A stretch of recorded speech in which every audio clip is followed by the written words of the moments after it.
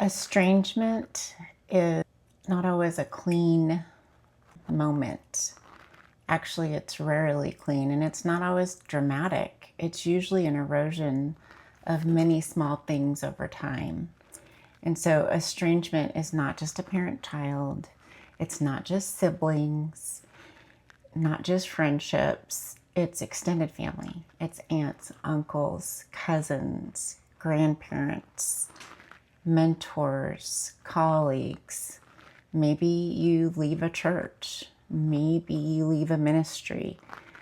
It may be your community that you move away from and you can't return for some reason.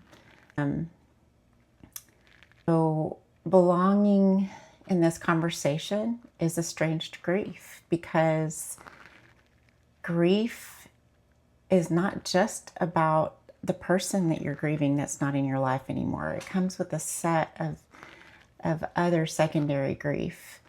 And secondary griefs are like things like, I was a military spouse and I lived overseas for so many years, and I couldn't even just make a phone call because it was $5 a minute.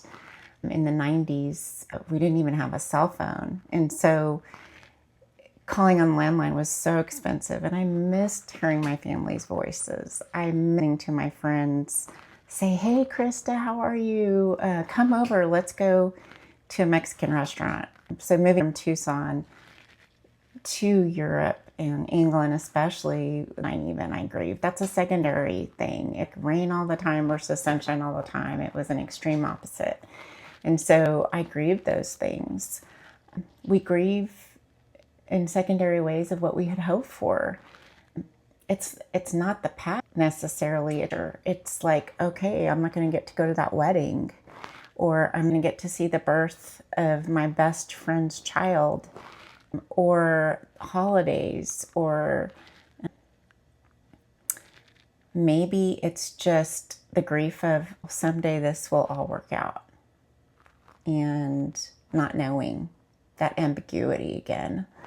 Grieving at future moments of birthdays, of a grandchild being born. The narrative, like you share your story about your family and it's not what you thought was going to happen in your life. We grieve emotional safety. Many times if we've lost a person for whatever reason, some people in my office will say, "I don't think I'll ever trust again, Krista." And so all of these are real losses, and they're real losses that need to be honored and acknowledged as grief.